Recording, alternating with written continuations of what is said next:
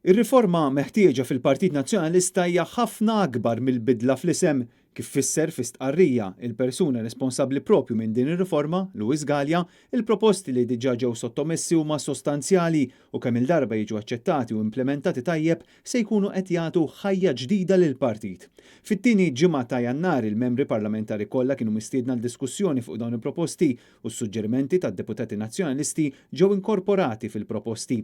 Issa jmiss id-diskussjoni tgħaddi fih dan il-Kumitat Eżekuttiv imbagħad fl-Assembleja tal-Kunsilliera biex wara tiġi deċiża fil-Kunsill Ġenerali.